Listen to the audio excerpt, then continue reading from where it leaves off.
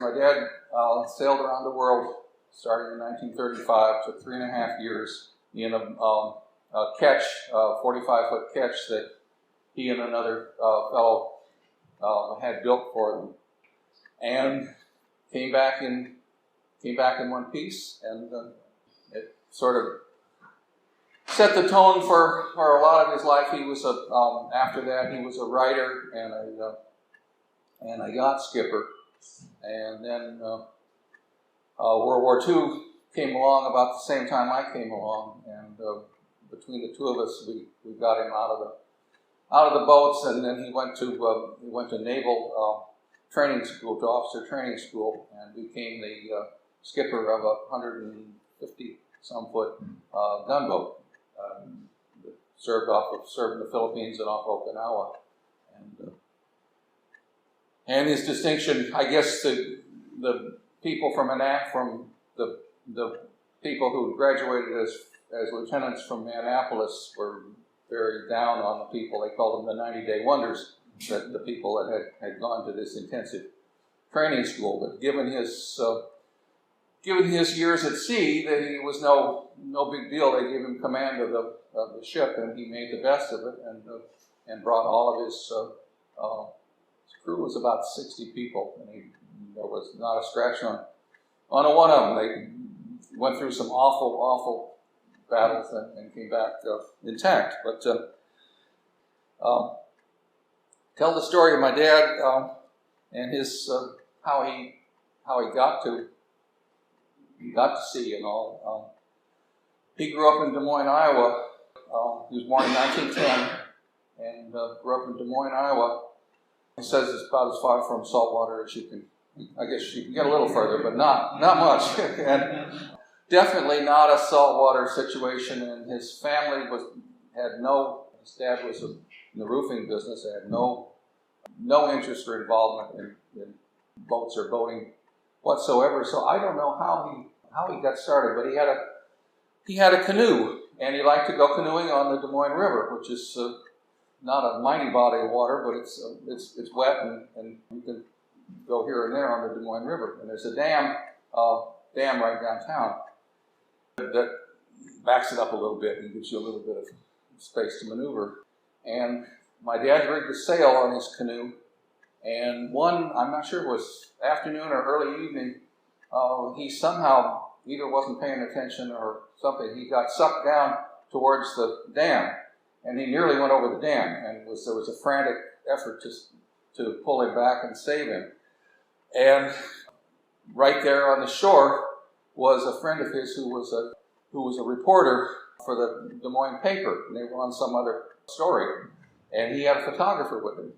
And so they shot the picture of my dad trying to go over the dam and being rescued. And it was a big story in the next days. This was a slow news day, and it was a big story in the paper. So reading the paper is a fellow 5 years older than my dad, Ray Kauffman, who also enjoyed sailing. Ray had been down to the Gulf and had done a little bit of sailing in the Gulf of Mexico, but not much. But Ray called my dad, and they became friends and began to hatch this idea of what their dreams were. This was 1934, and it was a depression, and they were, you could beat your brains out for virtually no money, and they decided that if they were going to work for nothing, why didn't they just take off and play, and maybe by the time they came back, the United States would be a little bit more straightened out.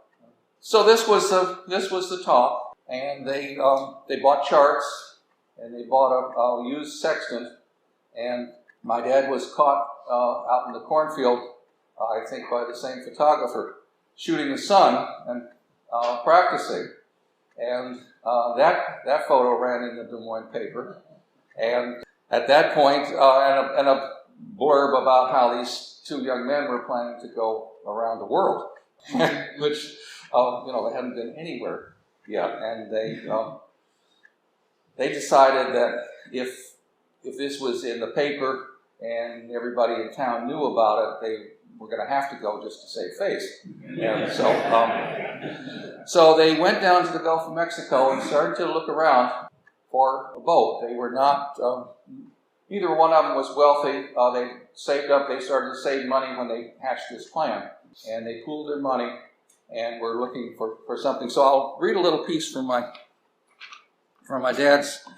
My dad wrote a huge diary. He wrote almost every day a piece about what happened that day. And the original diary is in the collection at Mystic Seaport. Also, the model of the ship is there. We were down in Mississippi, I remember, as a family, and we visited the man that built the ship. They always referred to her as the ship, not the boat. And the man who built the ship had passed away, and we were visiting with his family, passing through on the way to Florida. And we were back out in our car, and his daughter went running back in the house and said, just wait a minute, I've got something for you. And she came out with the model of my dad's boat, the Hurricane, and gave it to her. And my dad was concerned that, as the generations went on, what would happen to it, and Mystic Seaport was anxious to have it. So the Hurricane was a half-inch scale model of the Hurricane, so about 20-some inches. And she was actually built from the model. There were no plans; they just scaled right off the model. But here was my dad's the very first entry in his long 3.5 years of diary. Monday, November 26, 1934. We today concluded a 3-week search for a boat by letting a contract for a 40-foot auxiliary ketch to Sonoy Krebs and took up residence with him in Pascagoula, Mississippi. This decision was a hard one to make, as we were forced to wait 2 months, didn't they wish, 2 months of what appeared to be disagreeable waiting in dreary Pascagoula, with the glamour of accepting the ready-made boat Silhouette that Upton Sisson was anxious to sacrifice to us. Our final decision hinged largely on the relative merits of 1.25 by 2.25 steam-bent oak frames as contrasted to 4-inch by 4.5-inch sawn cypress frames. We also realized, finally, that we were not going yachting in the Mississippi Sound, but we were facing an around-the-world cruise, and the type of boat should differ in many respects. When the moment for the final decision came, we were so intrigued with Ray, this was his boating partner, Ray's Ketch design, that an offer of another boat under any circumstances would not have received the condition that it might merit. With each inquiry, our confidence in Mr. Krebs grew. So this is my dad, not in the cornfield, but shooting the sun. This is the course of the voyage. Ray Kauffman wrote a book about the voyage, and this is on the inner and outer cover.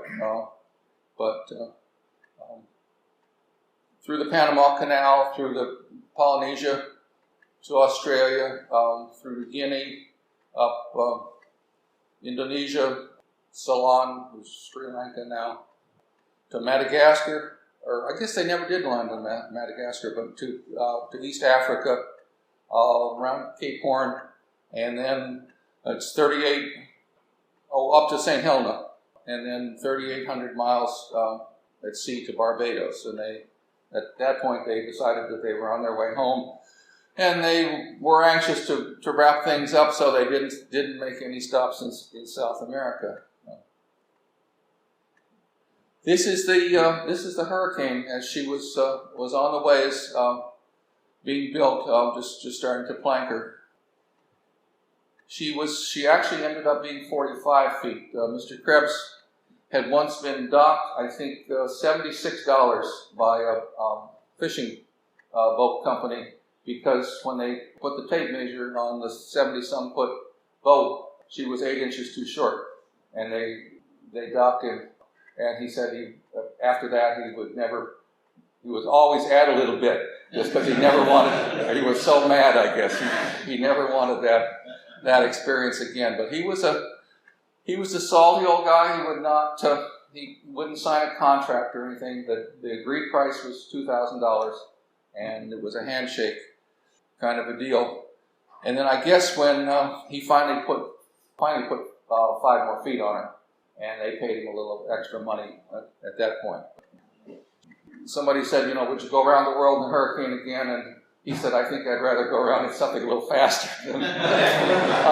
She was heavily built. He had built, at that point, Sedgwick Krebs had built 70-some fishing boats up in the 70, 80, a lot of them were up in the 70, 80 foot, and they were all still fishing. Not a one had ever been lost.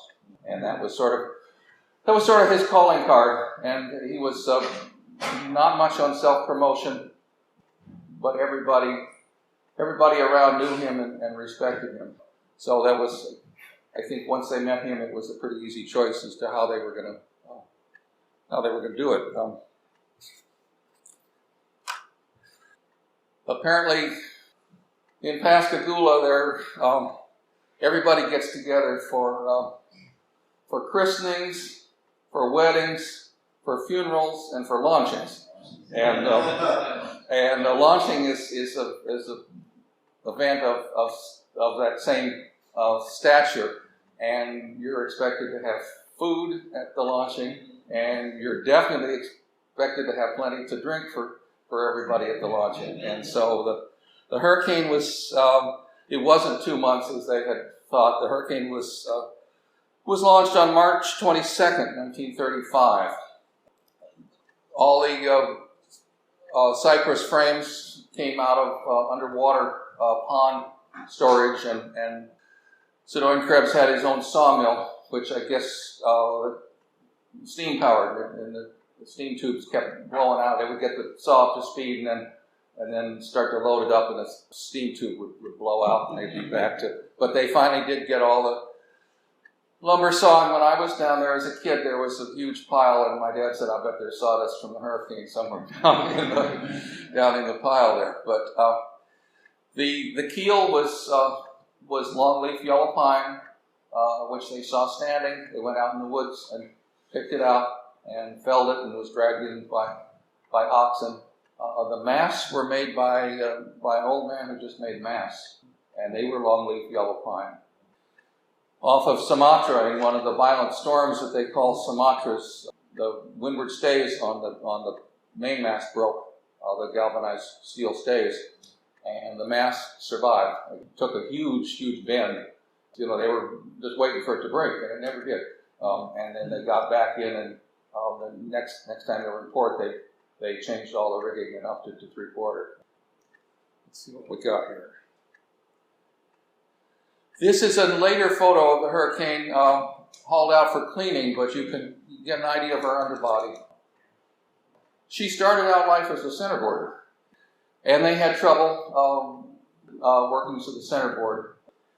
They tried to avoid windward work as much as they could, so the centerboard was often up, and then it would get foul, and they couldn't get it when they needed it. They couldn't get it to go down. So in Australia, they pulled out the centerboard case and added a piece of ironwood or something like that on the keel, and so she was always a fairly shoal. She never was a deep draft boat, and they needed to go in all kinds of little places sometimes. There she is, an anchor with all the sails set. Ketch rigged with the twin head sails and the staysail, running backstays on the mizzen. In my dad's last years, different people were trying to find the hurricane, and they tracked her for a ways. She belonged to the U.S. Navy for a while as a recreational vessel at Guantanamo. People claimed they'd seen her in the Bahamas, but nobody ever. She was galvanized fastened, so I suspect that at some point she just became too weak to, and people weren't around to do restorations. So here she is under sail, full sail. They made on average on a good day, a really good day would be 200 miles, which is, I can't remember what the Cutty Sark's record is, 250 or something like that. So 200 200 on a heavily built. She weighed 40,000 pounds when she was fitted out. So a heavily built boat like that was 150 was an average day, and there were other days when they just drifted. She had a used tractor motor as the auxiliary, and that served pretty well. They had the reverse gear, and they rigged a marine reverse gear on her, and the reverse gear and the clutch failed fairly early on. And by the time they went through the Panama Canal, they had no.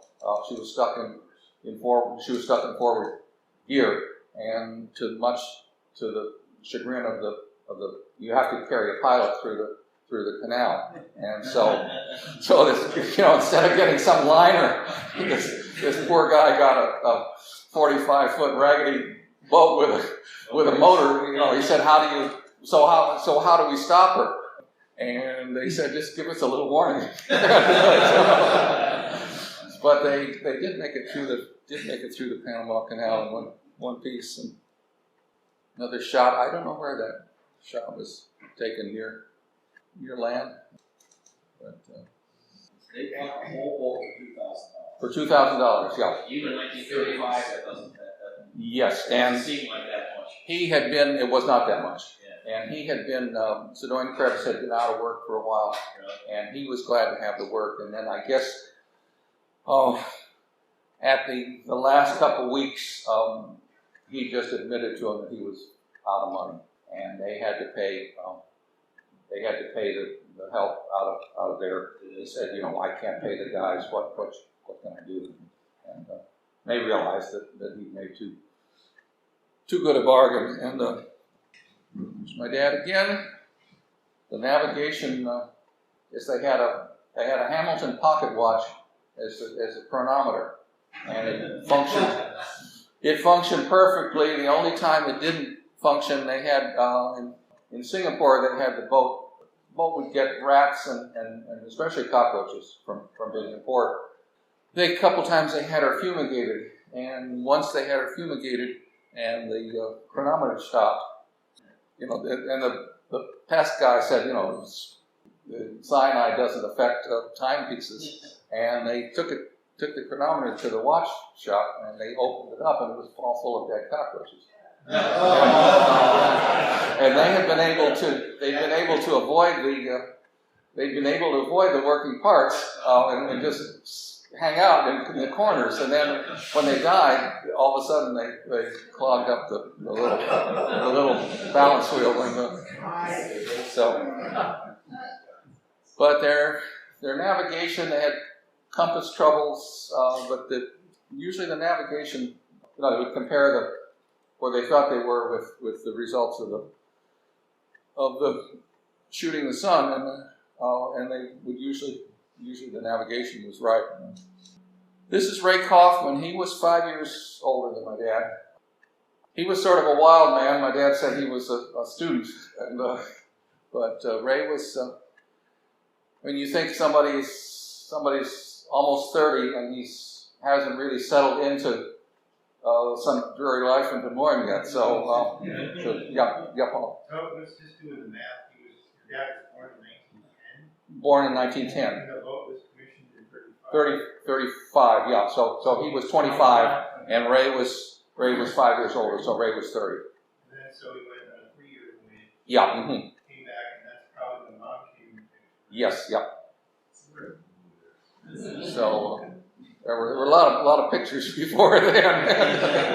But the wheel, actually, she was a tiller boat, and the wheel was installed, I believe, in Australia. Different ports, they would stay a while, and if they had a little money, they would upgrade things. When they took off, she was launched, and Sedoine Krebs had been to sea twice in his life. Once on a $100 bet. I mean, this was $100 during the Depression. That he wouldn't. He built a boat for some fishermen, and they said, "We bet you $100 you won't come to sea on the maiden voyage." And He said, you got that wrong. So he went to sea for a week, 10 days, or whatever they were out, and they paid him this $100, and he apparently never went to sea again, except he did go with Ray and Gerry from Mobile to Key West. So I guess they were good friends by that point. He didn't know how to say no. So as they were leaving the dock, my father's father, my grandfather, was very opposed to the idea of the trip. Thought it was a fool's errand. And his mother was sort of, anything my son wants to do is okay with me, kind of a thing. I don't know. But his younger sister was at the dock saying goodbye, and in tears and very upset. And she turned to Sonoran Krebs and said, Mr. Krebs, will I ever see my brother again? And he looked at her and said, yes, ma'am, unless he does something stupid. So that's so this is Ray, who was Ray was the captain. They had a firm rule that they didn't drink on board, and they had different passengers, and people that came along to help, and who didn't like that rule, but they enforced that rule. But once they got to port, it's a totally different story. And Ray's book is, I mean, if you could go through the book and see how many times the word gin and tonic shows up, the word whiskey and dark Dutch beer, and all the variety of characters that they met, Europeans, Americans, expats, in all these out-of-the-way places. The common thread was, they would show up and there would be somebody down at the dock to say, come up for a drink. So, but this is Ray Kauffman. I never did meet Ray. My sister has, but I never did meet Ray. He passed away quite a while before my dad did. And this is Hector. Hector is the reason that my dad was a Spanish teacher. And Hector was a young Mexican guy. Came aboard. They were in port in Mexico, and Hector came aboard and wanted a job. And he said, "I'm going with you around the world." And they said, "Oh no, you're not." So they fell into bed drunk that night, and woke up the next morning, and the galley was all clean, and everything was put away, and it was all gorgeous. And they said, maybe you are going. And Hector had no passport, no papers whatsoever, and he, every port that they were having counted the number of ports that they called on. So this is Hector. I can't remember where, but this might be in Fiji, but they shot a wild boar and they're getting ready to have him for dinner. And the German Shepherd belonged to one of the expat people. And this is Gerry and Ray crossing the equator. Pretty fun picture. They had a third person aboard in the beginning who was a young guy who was a naturalist. And the plan was to go to up in the rivers in Nicaragua and collect all sorts of specimens. And they took on all kinds of formaldehyde and stuff like that to bottle up reptiles and catch butterflies. And he was just a supplier to natural history museums, I guess, and he was, I think, out of the University of Indiana, and he was supposed to get a stipend from them and deliver a certain amount of stuff to them. And they nearly got caught up in the jungle. There was a huge rain, and the river, I guess, came up over 20 feet, and they managed to get themselves out safely. But when they went to port and looked for the check, the naturalist's check wasn't there. He had, hadn't paid his share, and I guess they went to look at the gin bottle and it was empty, and so they fired the naturalist at that point, Yeah, but he was a man of his word. I guess, I can't remember if it was in Tahiti, a letter came with a check that was their share of he'd sold the stuff that he'd collected, and that was the deal, they were going to share the proceeds. They were down to their last couple of dollars, and the check showed up. Tahiti was a good place to have a little money, I think. Pardon? They did not have a radio. No, that's one of the most important, because thank you for reminding me. So my dad had friends in the Cruising Club of America years later. One couple that I know who went around twice. First time in a 34-foot Allied fiberglass boat, and the second time in a little bit heavier duty. But they went the first time just after they were married, and then they had 2 children. And the kids said that they got tired of hearing about the voyage. Either shut up or take us. Let's go again. And so they did. So they took their 2 sons around the world. But they were always in awe of. They said, we had single side band. We had weather reports. We had all pretty much. I mean, this was a few years ago, but we had a lot of the modern advantages. And they had no radio. They were totally out of communication. The mail would come to the consulate. And the fun thing, the steamers, all the different islands were connected on steamer schedules, and some of them ran every 2 weeks, and inter-island boats, and others would only call some of the, this I think is in the Marquesas, and the steamer only called once every 6 months.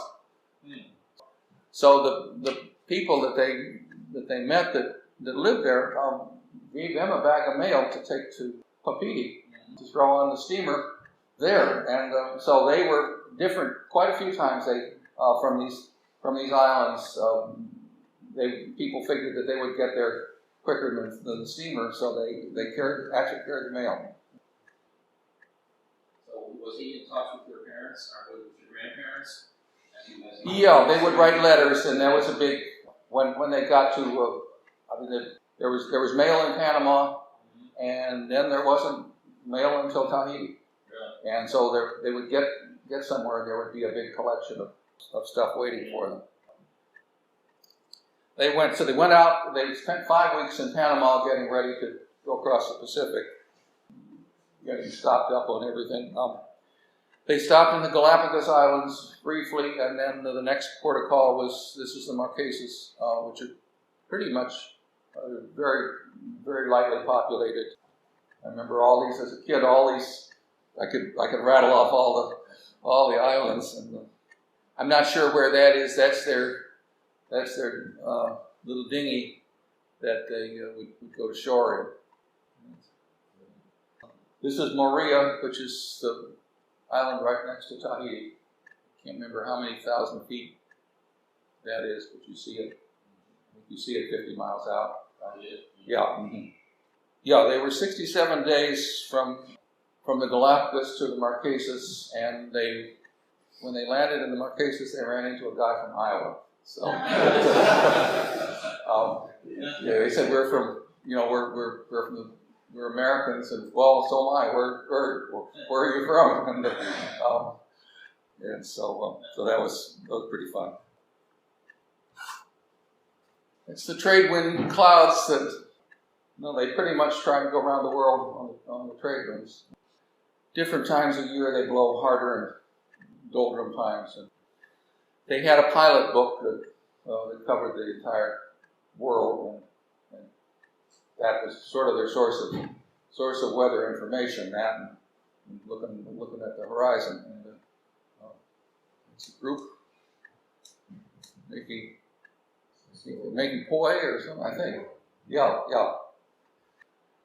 That's Polynesia. Later, when they got to New Guinea, it was a different. Polynesians are open and friendly, and people in New Guinea were not far removed from cannibalism. And the stories were that cannibalism, you just had to go up in the mountains in the right place. And they were on a hike with native guide, and they, I guess he saw something on a tree, and he sort of just, stone-faced, and turned around and said, "We got to get out of here." This is, somebody had marked their territory that he didn't know he was entering their territory. So it was his friend Dennis Gulston that he met in Tahiti. Dennis was on a little bit bigger schooner. And Dennis tells the story about going to a big party at a chief's house, and he's sitting next to the chief, and they're giving him all the food and everything, and he said, "This is," they said, Pidgin English was spoken pretty much. And however you say it, Pidgin English, this is the best pig I ever had, kind of a thing. And the chief looked at him and he said, "Him no pig, him long pig." Yeah, so it was. Polynesia was just, I guess, just delightful. And then as they moved along, they saw the centuries sort of crank back, and you get into places that are sort of Stone Age. They spent some time in Tahiti, and then they spent 3 months on the nearby island of Bora Bora. They were taken into the house of the chief. The story that I always heard was that it was his daughters that were assigned to them, and it turned out, I guess I read Ray says that it was the chief's nieces. The idea of the dangers of a limited gene pool was not lost on the chief, and he wanted all the, if strangers came through, he would like to have his family tree bolstered up. And I think if you got too feeble-minded, you probably weren't chief anymore. So he wanted some heirs or whatever to be. So Ray wrote when they left. I guess when they took off, they said their only plan was to go to Tahiti. They had no other plans. They wrote a thing in the Des Moines paper that said, "We're going to Tahiti. Beyond that, we have no firm plans, but we are going to make Tahiti." And when they left Tahiti, Ray said that they found, they were looking for paradise, and they found paradise, and he said, "Now, we're leaving paradise. What sense does this make?" But they were on the voyage, and so they broke hearts and left Bora Bora after 3 months and headed on to Samoa and to Fiji. And they started to they ran into one guy who was a gold prospector. I think he was German. He said that every time after it rained, that the creeks would have little flecks of gold in them. And he knew it was coming from somewhere. He knew that there was a mother lode somewhere up in the mountains. There was a vein of gold, and he was determined. Before he died, he was determined to find it. And they heard through the grapevine afterwards that yes, he did find it. Now this is probably in the New Hebrides. Talk about canoes. They would get close to land, and people would always come out in canoes. And, so I think that's dinner for somebody in New Guinea. And, it's pretty exotic. I think this is Singapore. Before they got to Singapore, they were under power one night, no wind, and they had a little gasoline off. They didn't usually run under power, but they did this time. And in a tricky area, and they caught the edge of a reef, and the boat was stranded on the reef, and they went 10 or 12 miles through the open Pacific, and I guess the three of them and some of their stuff in a rowboat, the one you saw there, that had like 2 inches of freeboard, and they were bailing, and waves would break in, and they were bailing and all, but they got her off, and they got her repaired, and they got her to the island of Samurai, where they hauled her, and she was repaired. Planking was pretty beat up on the port side, but none of the frames were cracked or bent. So they said, a lighter built boat would have just perished there. And, I think this is a market in East Africa. This is St. Helena. It would make these stops the traditional, before the Suez Canal was built, I guess St. Helena was a major stop for all the shipping to pick up fresh water and fresh food. So they would make all the ports to keep their supplies up. They rounded the Cape of Good Hope. I guess they were at a party, and somebody sailing up. Yeah, neat. They rounded the Cape of Good Hope. They were at a party, and there was a lighthouse right on the Cape, and they would always leave their telephone number. The weather was terrible, and they would leave their telephone number with the lighthouse keeper, and said, if you see an opening, you don't care what time of day or night it is, you've got to call us. So they were at this fancy reception thing, and somebody came and said, "There's a call for you." He said, "Get here as quick as you can." And so they did, and they rounded the Cape. I guess by that time, Ray had serious problems with malaria, and was not much. I guess my dad pretty much did the Cape routing. Yeah, and he said it. In bad weather, he just couldn't have done it. They tried to go around once, and then gave up and came in and realized that they had to pay more attention to the weather. But this is at the end of the voyage with Sonoran Krebs. He said he always knew he would see him again, and he did. My dad went to New York and met my mother. This is on a Alden schooner that he was the skipper of. Ptarmigan, probably taken in Florida, and like I say, I was the end of that idyllic life. But I grew up in St. Louis. By that time, my father was a teacher, and my mother was also a teacher in Ferguson, Missouri, which has recently become famous. It was just a sleepy little town at that point, and my dad taught English and Spanish, and my mom was a librarian. But through the family, through the household, occasionally would come these exotic people who were friends of my dad's, and he had met them all in the South Seas. And over the years, we didn't have a boat for a number of years, but these people would come, and I would be exposed to. They would usually come to Ferguson High School and give a talk.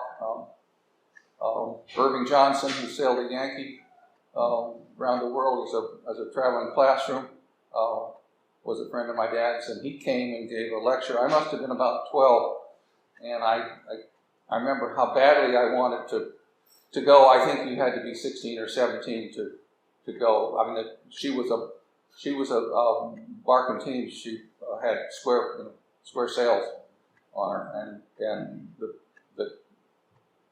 right from the day one, the cadets, the people, they didn't call them cadets, I guess, the students had to go up aloft and handle those sails. So it wasn't a thing for a kid to do. But I remember I just couldn't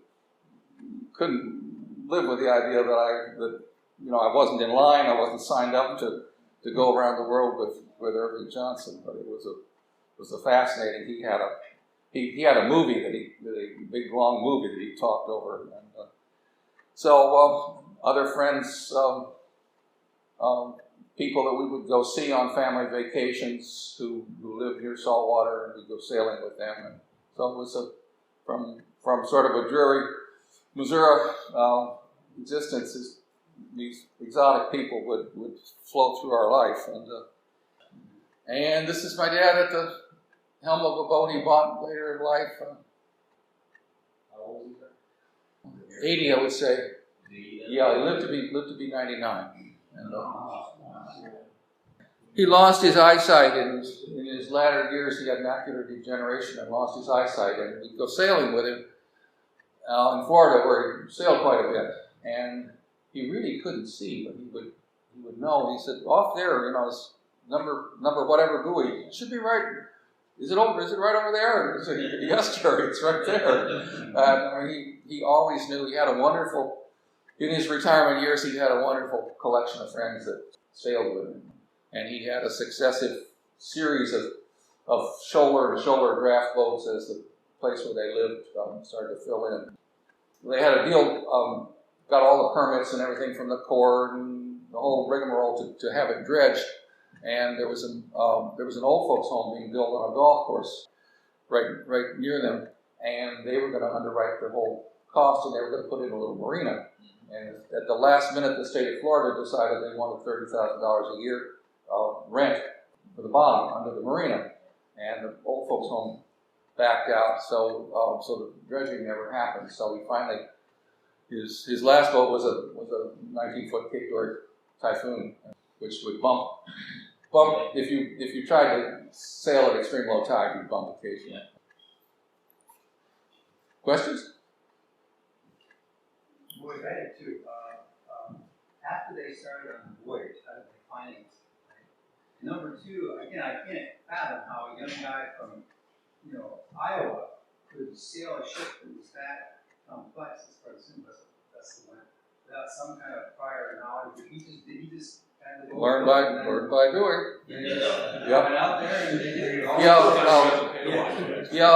William Crosby, who was the editor Gerry and Ray wrote a series, mainly Gerry wrote a series of 23 articles that you'll find in the Rudder magazine from 38 up to the latter part of 39, I think. And they wrote those. That was one of the ways that they financed the trip. But in 34, William Crosby wrote an editorial about all the crazy people that were going to go out and lose their lives because they didn't know what they were doing. People sent me, I didn't have a copy to bring today, I should have. And one of the things is two farm boys from Iowa. And they went on to, Bill Crosby became a good friend of my dad's, and they bought the series of 23 articles from him. So the farm boys, but they really didn't know much. Like, for example, in Singapore, when they went on the reef, and they got the boat fixed, right? They had to pay for the boat being fixed, right? Yeah. Did they have cash on hand on them because they were to buy some I think they borrowed money as they went on. They borrowed money. So, but they didn't start with a huge chunk of cash. And they pretty much spent their cash. I don't know how far they were supposed to take the naturalist before he got fired, but that was supposed to be a source of income.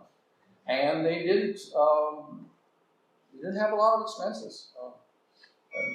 Ate fish and wonderful fishing stories. And the fishing is good, and then the shark comes and takes the fish. You just almost have in the boat. And So is this all of this information in the Mystic Museum now? Yes, the diary is in the museum, but it's just I don't know if it's 1,000 pages. It's at least 1,000 pages, typewritten, and that's this is a.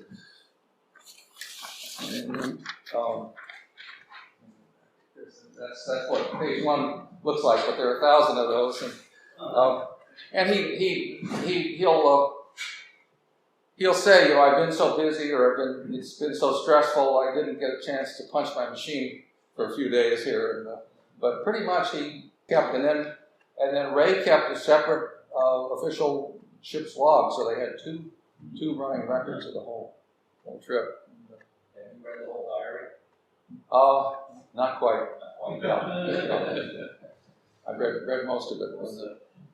It's Ray ever settled down? Pardon me? Did Ray ever settle down? Ray, I think. Thanks to Lauren and Jules for all the technical stuff. Yeah. I almost forgot to say that. I went to get my slides. I went to the photo store and I said, I'm going to give a new talk, I need slides. Do you still have Ektachrome? Well, yes, we do, and we send it to California to be processed. And he said, but just one thing.